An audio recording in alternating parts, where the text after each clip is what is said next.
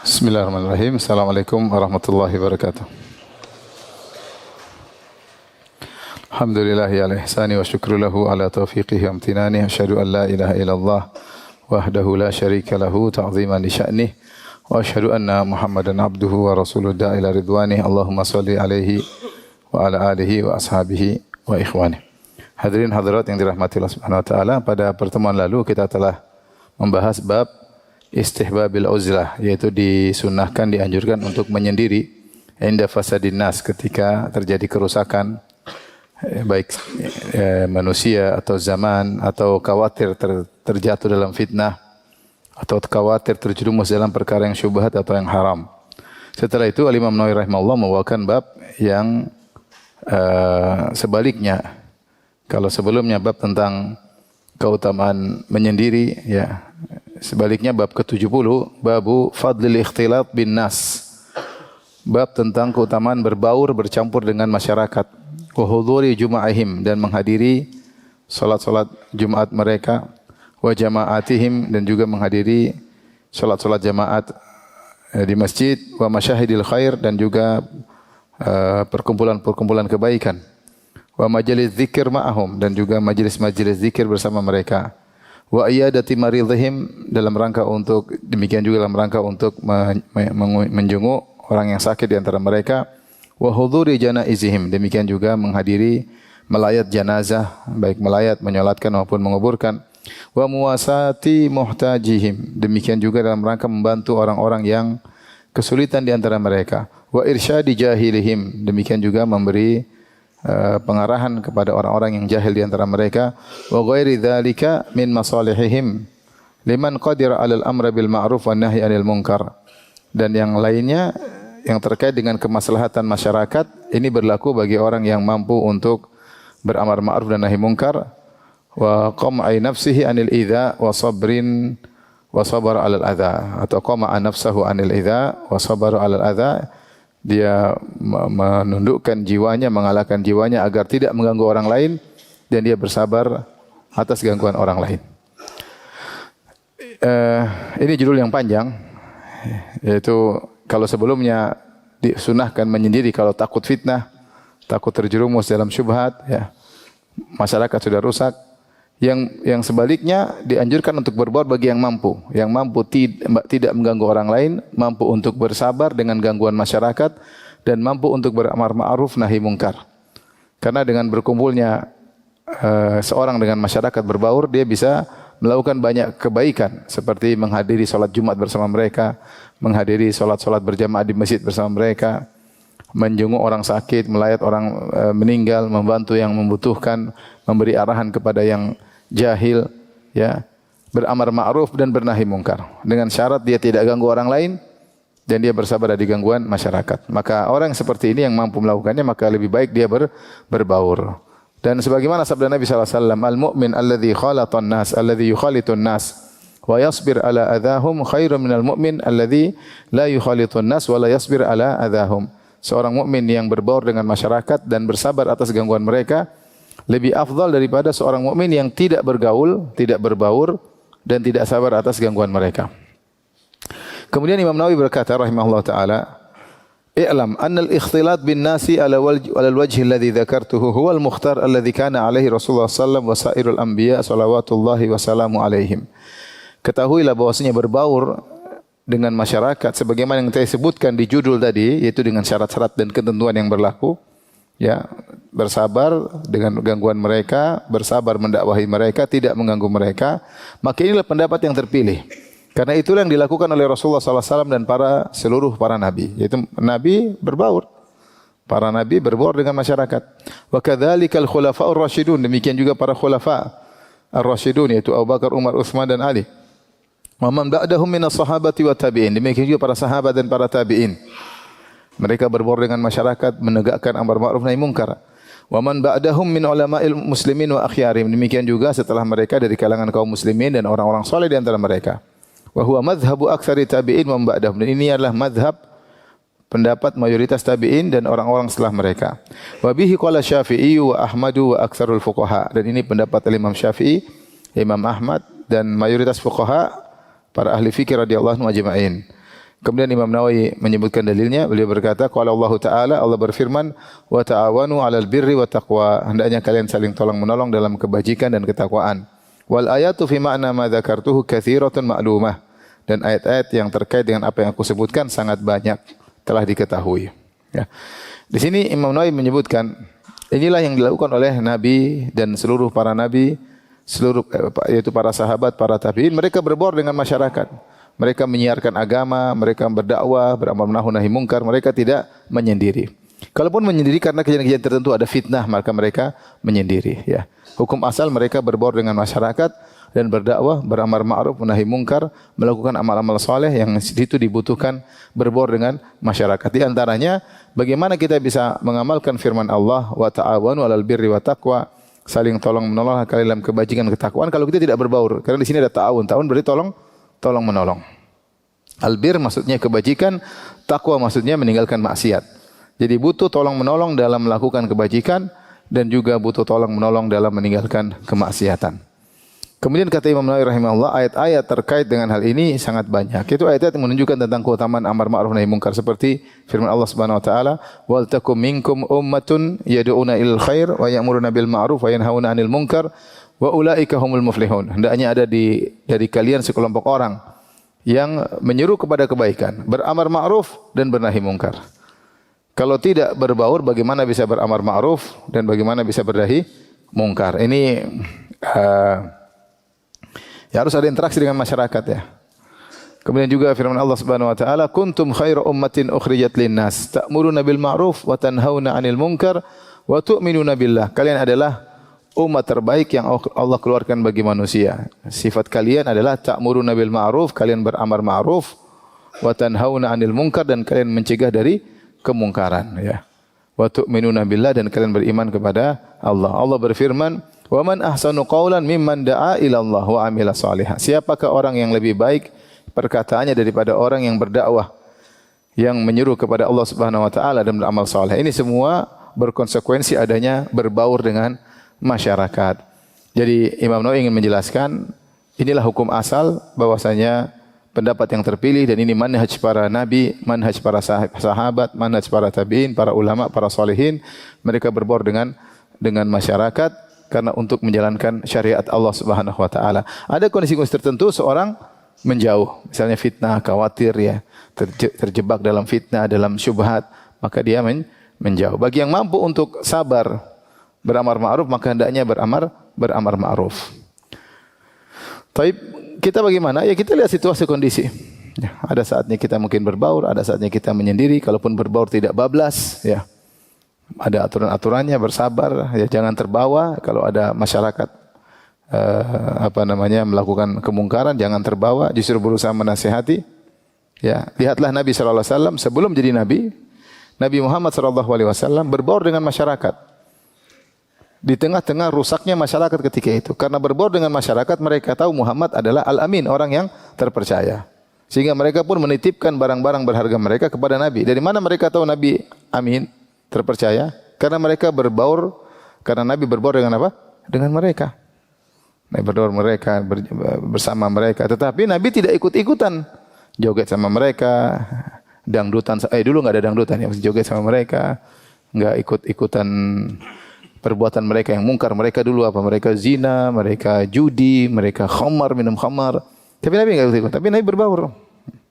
Demikian juga ketika Nabi Yusuf alaihissalam sebelum Nabi Muhammad sallallahu alaihi wasallam di penjara.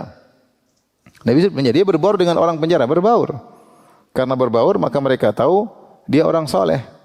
Makanya Allah sebutkan dalam Al-Quran, wa dakhala ma'ahu sijna fatayan qala ahaduhuma inni arani a'siru khamra wa qala al-akharu inni arani ahmilu fawqa ra'si khubzan ta'kulu at-tayru min nabbi'na bi ta'wili inna naraka minal muhsinin. Ketika dia masuk penjara, ada dua orang yang datang dalam penjara, wahai Yusuf, saya bermimpi memerah anggur, yang satunya berkata saya bermimpi memikul roti di atas kepalaku kemudian rotinya dimakan oleh burung. Berikanlah takwil mimpi kami. Kemudian kata mereka berdua, inna naraka minal muhsinin. Kami melihat engkau termasuk orang yang saleh. Dari mana mereka tahu Nabi Yusuf orang saleh? Karena Nabi Yusuf berbaur ya. Berbaur.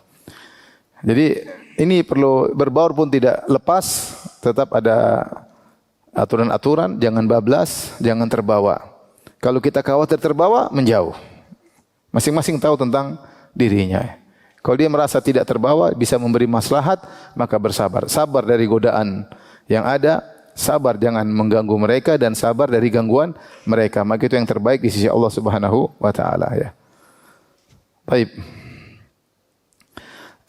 Kemudian bab berikutnya, babu at-tawadhu'i wa khafdil janah lil mu'minin. Bab tentang tawadhu, yaitu rendah hati, rendah diri.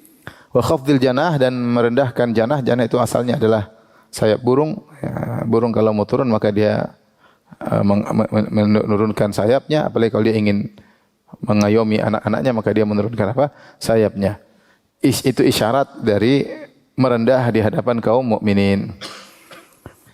Ini di antara pembahasan penting bagi kita semua. Di antara amal soleh yang sangat mulia adalah at-tawadhu. Oleh karenanya ya, ketika Allah Subhanahu wa taala menyebutkan tentang ciri-ciri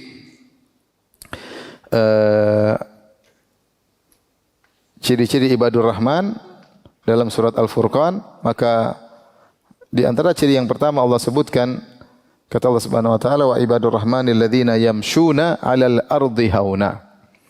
Dan hamba-hamba Ar-Rahman, yaitu para penghuni surga yang dicintai oleh Allah Subhanahu wa taala. Alladzina yamshuna 'alal ardi hauna, yang berjalan di atas muka bumi dengan hauna, itu mutawadhi'in, dengan kondisi tawadhu. Dengan kondisi tawadhu. Cara berjalannya penuh tawadhu, cara berbicaranya penuh tawadhu. Gestur tubuhnya tidak menunjukkan keangkuhan, cara omongannya tidak menunjukkan keangkuhan. Karena keangkuhan memang asalnya dalam hati, tapi terekspresikan dengan kata-kata maupun gestur tubuh. Makanya Allah melarang itu semua ya, dari jangan sampai kita melakukan gerakan-gerakan yang menunjukkan kesombongan. Seperti kata Allah Subhanahu wa taala, wala tusair khaddaka linnas. Jangan kau palingkan wajahmu dari manusia ketika berbicara. Bicara lihat, jangan bicara sambil tidak memandang. Wala tamshi fil ardi maraha. Ya. Dan jangan berjalan dengan apa? Dengan sombong. Ya. Kemudian inna angkaral aswati la sautul hamir, ya. Jangan juga teriak keras-keras, angkat suara seperti orang angkuh. Ya, sungguhnya suara paling buruk suaranya apa? Keledai ya. Jadi di antara ciri orang bertakwa adalah tawadhu. Baik, Allah berfirman di sini, kemudian seperti kebiasaan Imam Nawawi rahimahullah ketika membawakan pembahasan tentang suatu bab, beliau rahimahullah membawa ayat-ayat terlebih dahulu, baru kemudian hadis-hadis Nabi sallallahu alaihi wasallam. Di antara ayat-ayat yang menunjukkan tentang tawadhu, qala Allah Ta'ala, Allah berfirman, "Wakhfid janahaka liman ittaba'aka minal mu'minin." Ya, rendahkanlah dirimu wahai Rasulullah kepada orang yang mengikutimu dari kalangan kaum mukminin. Ya, Rasulullah disuruh untuk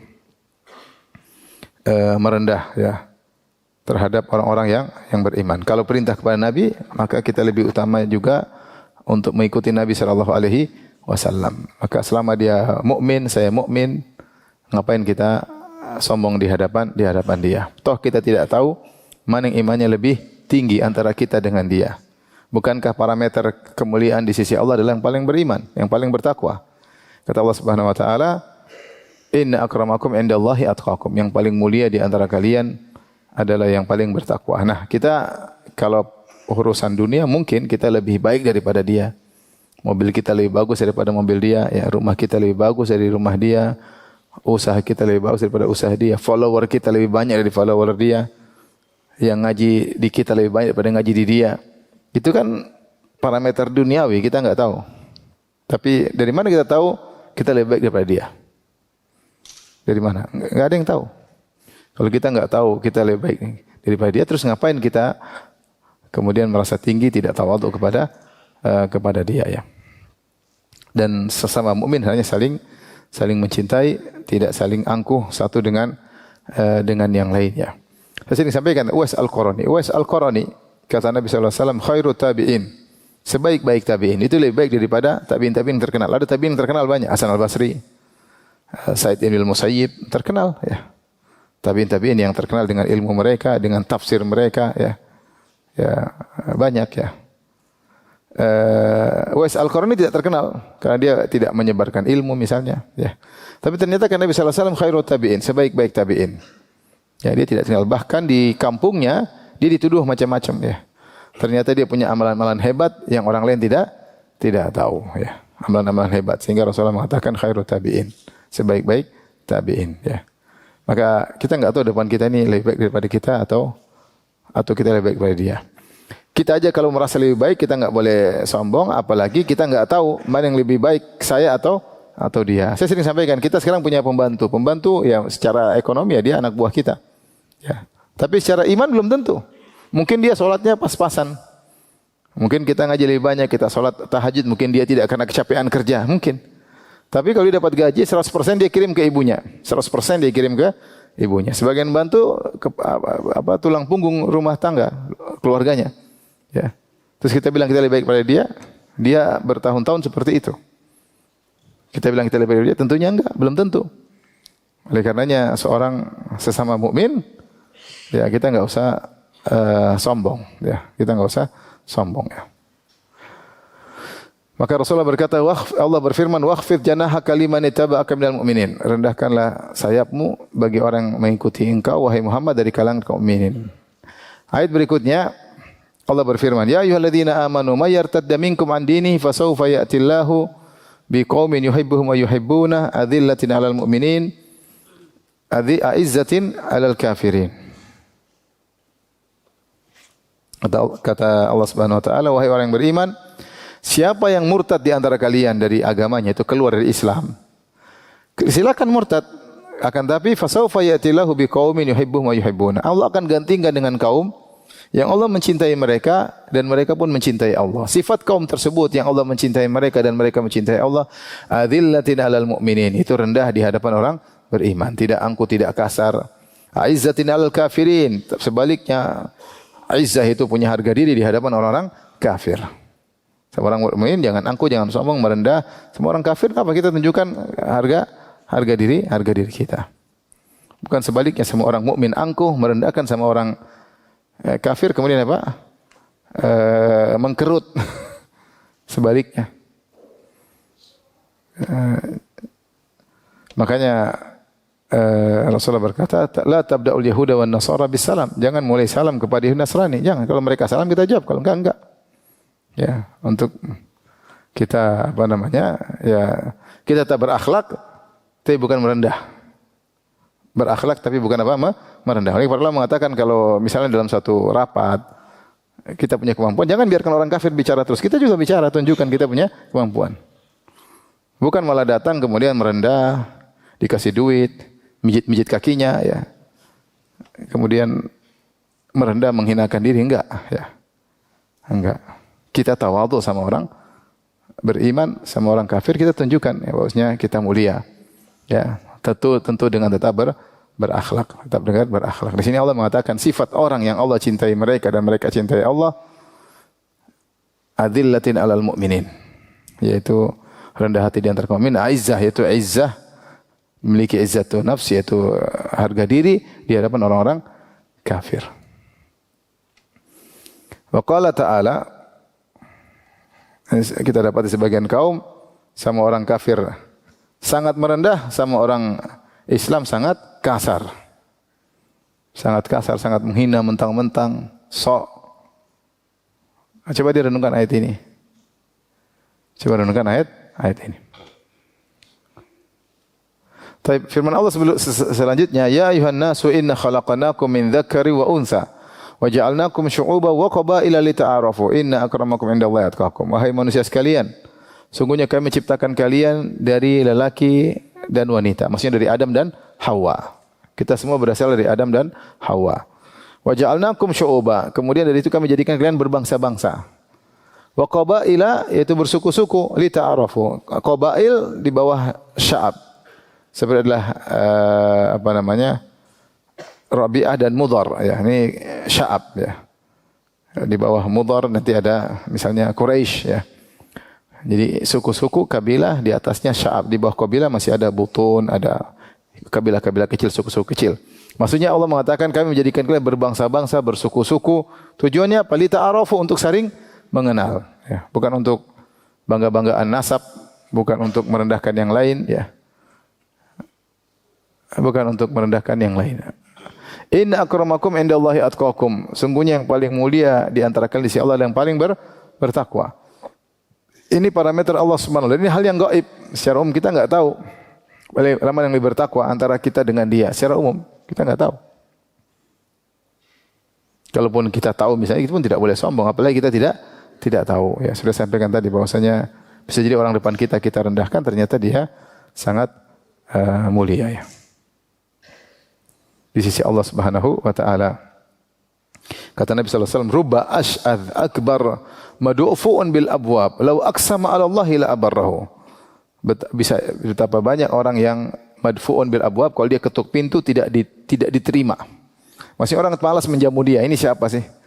Ash'adz akbar, rambutnya semerawut, kakinya penuh dengan orang miskin, ketuk pintu minta dijamu, orang tidak menjamunya. Ini enggak kenal siapa. Tetapi kata Nabi, "Lau aqsama 'ala Allah ala barra." Kalau dia bersumpah nama Allah, Allah akan kabulkan sumpahnya. Misalnya dia mengatakan, "Demi Allah kau akan berhasil," maka akan berhasil. Misalnya, artinya dia memiliki kedudukan di sisi Allah. Padahal dia madfuun bil abwab, ditolak. Orang tidak mau menjamunya, ya. Tidak mau menjamunya. Makanya juga dalam hadis Rasulullah SAW mengatakan, yang pertama kali melewati sirat siapa? Fuqaraul muhajirin, orang-orang fakir di kalangan muhajirin. Ya. Rambut mereka penuh dengan debu, badan mereka dunusu thiyaban, baju mereka kotor ya karena mereka mungkin tinggal di sufah, enggak ada ganti baju jadi sering kena tanah. Dunusu thiyaban, pakaian mereka kotor kata Nabi. Kita enggak bisa ganti, bukannya mereka enggak mau ganti, tapi enggak bisa ganti ya. Asy'atsu ru'usan, rambut mereka penuh dengan debu, enggak semerawut, enggak disisir. Kemudian kata Nabi sallallahu alaihi wasallam, la yankihunal mutanaimat. Mereka tidak bisa menikah dengan wanita-wanita yang apa namanya? Mutanaimat itu wanita-wanita yang maksudnya kaya, kemudian apa namanya? Apa bahasa kita? Halus. Maksudnya cantik. Kalau ngelamar sama wanita-wanita kaya ditolak, gimana modelnya kayak gini? Tetapi ternyata mereka yang lebih dahuluan lewat sirat. Ya. Jadi kata Nabi mereka pakainya kotor, rambutnya semerawut ya. Kalau apa namanya berkhitbah ditolak. Ya, bertamu mungkin tidak ada yang reken, tidak ada yang perhatian, tapi ternyata mereka yang pertama kali lewat sirat. Ini semua menunjukkan bahwasanya tidak perlu kita memandang kita lebih hebat daripada orang lain. Nah, kalau kita tidak memandang kita lebih hebat dari orang lain, ngapain kita sombong dan angkuh. Sombong dan angkuh. Makanya hadis ini juga, ayat ini juga menunjukkan bahwasanya dalam Islam tidak ada namanya rasisme, enggak ada ya. Enggak ada rasisme. Apa namanya? Kata Nabi, la fadla lil arabi al ajami wal ajami al arabi. Wal abyad al aswad al aswad al abyad illa bittaqwa. Tidak ada keutamaan orang Arab di atas non Arab, tidak ada. Dan tidak ada keutamaan orang berkulit putih di atas orang berkulit hitam atau sebaliknya. Illa bittaqwa, kecuali dengan takwa. Islam tidak mengenal rasisme. Sejak awal orang-orang dimuliakan oleh Nabi, di antaranya Bilal bin Rabah, berkulit hitam. Tapi Rasulullah mendengar suara terompahnya di surga. Ada Salman Al-Farisi, Persia, bukan Arab. Ya, yang juga dimuliakan oleh Nabi sallallahu alaihi wasallam. Jadi yang Allah nilai adalah takwa. Taib. Makanya Al-Ghazali mengatakan dalam kitabnya Ihya Ulumuddin, di antara ujub adalah ujub dengan nasab. Ujub apa? Nasab. Kemudian dia contohkan di antara ujub yang dengan nasab adalah orang-orang dari yang mengatakan mereka keturunan Bani Hashim. Kemudian mereka bangga dengan nasab mereka, ujub dengan nasab mereka ya. Padahal kata Nabi sallallahu alaihi wasallam, man batta'a bihi amaluhu lam yusri bihi nasabuh. Siapa yang amalnya lambat maka dia tidak akan dipercepat oleh nasabnya. Yang paling utama adalah amal soleh. Setelah itu baru kita lihat nasab dan yang lainnya. Taib. Ayat berikutnya, Al-Imam membawakan ayat berikutnya, wa qala ta'ala, Allah berfirman, fala tuzakku anfusakum huwa a'lamu biman ittaqa. Janganlah kalian merekomendasi diri kalian, dia lebih tahu mana yang bertakwa. Jangan bilang saya ini begini, saya ini orang soleh, saya ini orang beriman, saya ini orang bertakwa, saya ini ikhlas. Enggak usah bilang-bilang gitu. Allah lebih tahu dengan yang bertakwa. Tidak perlu kau rekomendasikan dirimu. Ya, tidak perlu. Saya ini ikhlas, saya ini bertakwa, saya ini soleh, saya ini rajin bersedekah, saya lebih baik daripada dia. Saya ini enggak usah. Ada kelihatan seorang memuji-muji dirinya, itu berarti dia merekomendasi dirinya, dia mentazkiyah dirinya. Allah larang. Kata Allah, tidak perlu kau merekomendasikan dirimu, mentazkiyah dirimu. Huwa a'lamu bimani taqwa. Dia lebih tahu, Allah lebih tahu Subhanahu wa taala mana yang lebih bertakwa, mana yang bertakwa. Tapi berikutnya firman Allah Subhanahu wa taala, "Wa nada ashabul a'raf rijalan ya'rifunahum bisimahum." Maka ashabul a'raf menyeru orang-orang yang mereka kenal bisimahum dengan ciri mereka, yaitu para penghuni neraka. Al-a'raf adalah tempat yang tinggi. Ada sebagian orang ditahan di tempat tinggi tersebut yang dikenal dengan ashabul a'raf. Siapakah mereka ini ashabul a'raf? Ashabul a'raf adalah man tasawat hasanatuhum sayyi'atihim. Yaitu orang-orang yang amal solehnya sama dengan amal maksiatnya, sama. Ketika ditimbang ternyata sama. Mereka ini tidak dimasukkan di surga dan juga tidak dimasukkan di neraka. Maka ditahan suatu tempat yang tinggi namanya Al-A'raf. Dan tempat tinggi tersebut terletak di antara surga dan neraka. Bagaimana ya, seperti apa wallahu alam kita enggak tahu. Tapi tempat yang tinggi terletak antara surga dan neraka. Maka ashabul a'raf ini orang yang kebaikannya dengan keburukannya sama, mereka ditahan. Mereka melihat penghuni surga, mereka melihat penghuni neraka, dan Allah abadikan dalam Al-Qur'an bagaimana nanti mereka akan berbicara dengan penghuni surga, mereka bicara, mereka menyeru, dan mereka juga menyeru penghuni neraka. Di ujungnya nanti mereka mau surga. Tetapi di antara keadilan Allah, Allah tidak langsung masukkan mereka surga karena kebaikan mereka sama dengan keburukan. Jadi tahan dulu. Penghuni surga yang kebaikannya lebih berat masuk surga dulu. Mereka ditahan dulu. Mereka tidak berhak masuk surga dan juga tidak berhak masuk apa? Neraka. Setelah itu baru mereka dimasukkan ke surga. Di antaranya mereka menyeru kepada penghuni neraka. Allah berfirman, "Wa nada ashabul a'rafi rijalan ya'rifunahum bisimahum."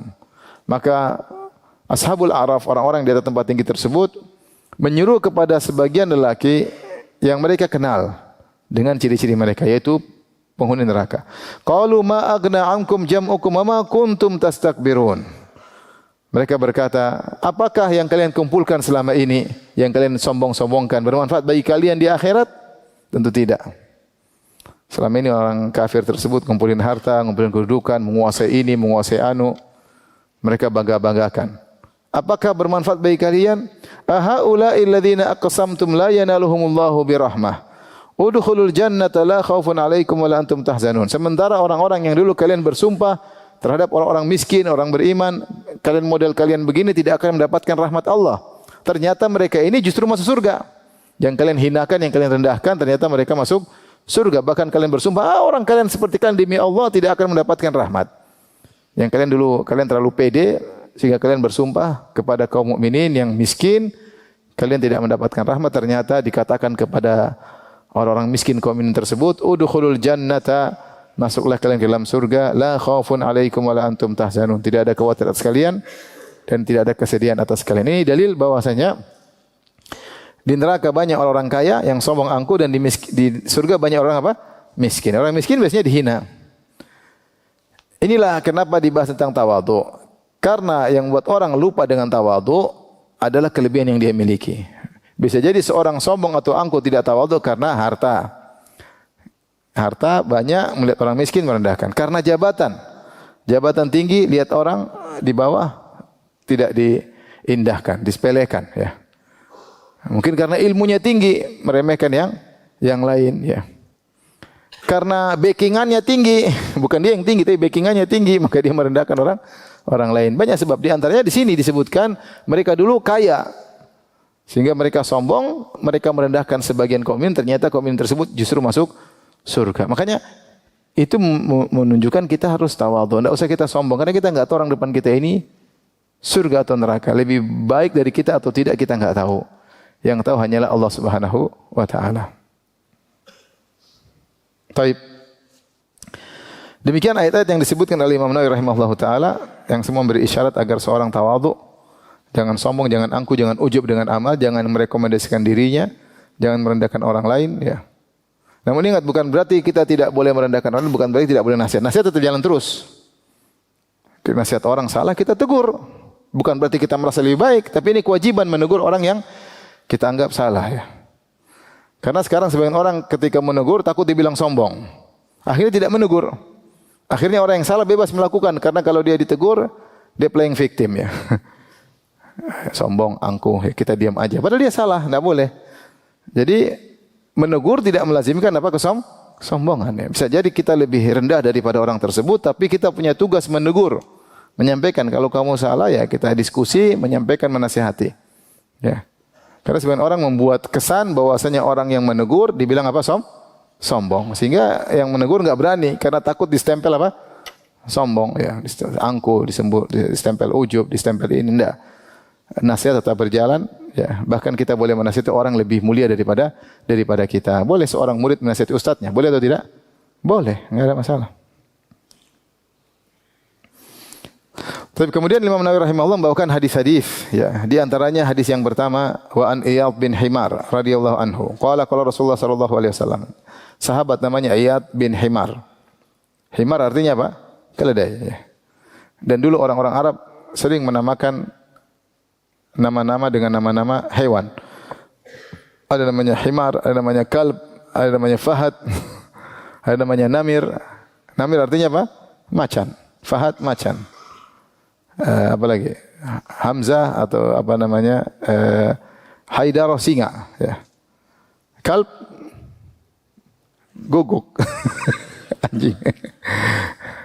Himar keledai. Disebutkan bahwasanya mereka menamakan dengan nama hewan tersebut untuk mengambil dari sifat-sifat baik hewan tersebut. Seperti singa menunjukkan pemberani, fahad macan menunjukkan apa?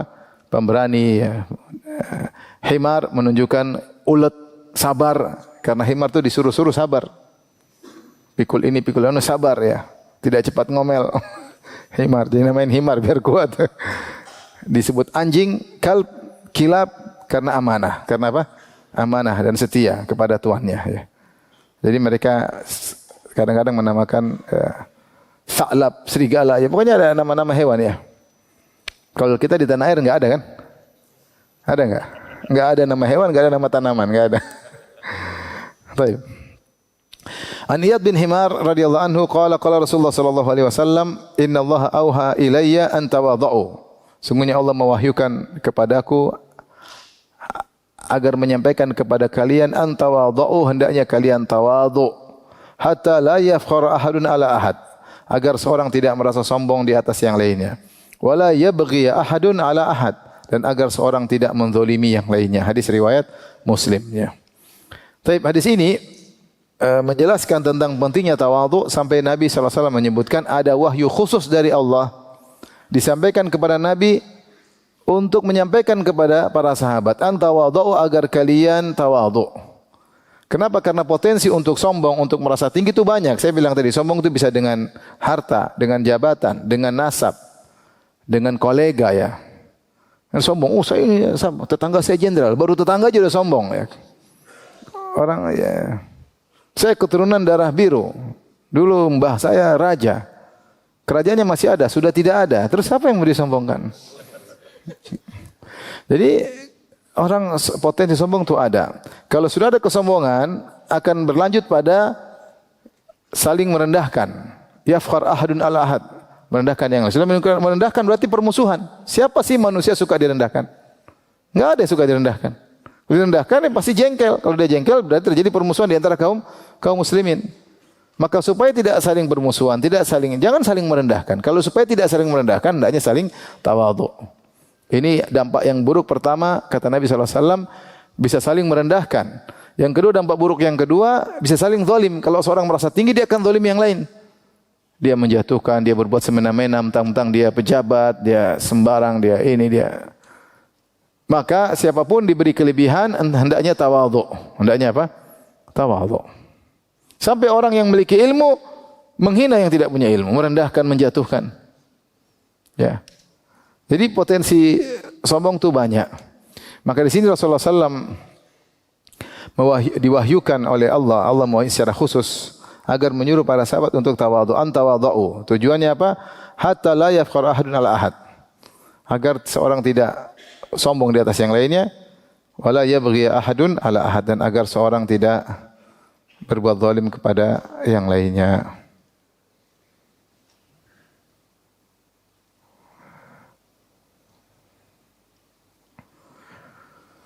Baik, saya bacakan perkataan Syekh Muhammad bin Shalih Al-Utsaimin rahimahullah tentang makna tawadhu. At-tawadhu diddu ta'ali. Tawadhu itu lawan dari merasa tinggi. Lawan dari merasa tinggi. Yakni alla yatarafa al-insanu wa la yatarafa ala ghairi. Jangan dia merasa tinggi dan jangan dia merasa lebih tinggi dari orang lain. Dia sendiri jangan merasa tinggi. Dan dia jangan merasa tinggi daripada orang lain. Bi ilmin, karena ilmu dia merasa tinggi. Wala nasabin, atau dia merasa tinggi karena nasabnya. Wala malin, merasa tinggi karena hartanya.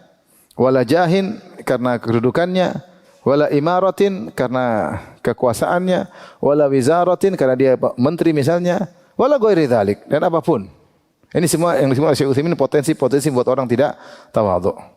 Balil wajib 'alal mar'i an yakhfadha janahahu lil mu'minin. Yang wajib bagi seorang adalah dia merendahkan dirinya di hadapan kaum mukminin. An yatawadha'a lahum kama kana asyraful khalqi wa a'lahum manzilatan indallahi Rasulullah sallallahu alaihi wasallam yatawadha'u lil mu'minin. Hendaknya seorang tawadhu di hadapan kaum mukminin yang lain sebagaimana orang termulia yaitu Rasulullah sallallahu alaihi wasallam yang paling tinggi kedudukannya di sisi Allah tawadhu terhadap yang lainnya. Ya ini definisi tawadhu yang disebut oleh Syekh Utsaimin rahimahullahu taala. Maka kita waspada kapan kita merasa tinggi, kita sedang tidak tawadhu. Kapan kita merasa mentang-mentang, kok saya merasa tinggi, merasa hebat, ini berarti kita sedang tidak tawadhu. Maka waspada.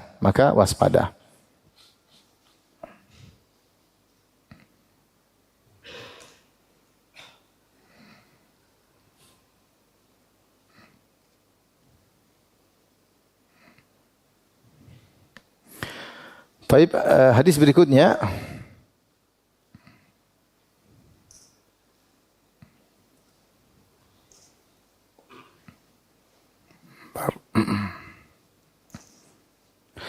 Wa an Abi Hurairah radhiyallahu anhu anna Rasulullah sallallahu alaihi wasallam Rasulullah sallallahu bersabda, "Ma naqasat shadaqatun min mal." Sedekah tidak mengurangi harta. Wa ma zadallahu 'abdan bi afwin illa izzan. Tidaklah seorang memaafkan kecuali Allah tambah kemuliaannya. Wa ma tawadha ahadun lillah illa rafa'ahullah. Tidaklah seorang tawadhu karena Allah kecuali Allah akan mengangkat derajatnya. Hadis riwayat Muslim. Ini tiga hal dalam sebagian riwayat Rasulullah bersumpah dengan tiga hal tersebut. Bahwasanya kenapa Rasulullah bersumpah menekankan tiga hal ini? Karena tiga hal ini menyelisih zahir. Zahirnya orang kalau bersedekah duitnya kurang. Zahirnya kalau orang mengalah dibilang wah lemah. Zahirnya orang yang tawadhu dibilang apa? Rendah. Tetapi Rasulullah mengingatkan bahwasanya yang terjadi sebaliknya. Yang terjadi adalah sebaliknya. Maka Rasulullah bersumpah, kemudian Rasulullah berkata, "Ma naqasat shadaqatun min mal." Sedekah tidak akan mengurangi harta. Bahwasanya orang bersedekah Allah akan ganti di dunia sebelum di akhirat. Ya. Allah akan ganti sebelum di akhirat, Allah ganti di dunia, bahkan jauh lebih banyak sebelum di akhirat. Akhirat lebih banyak lagi.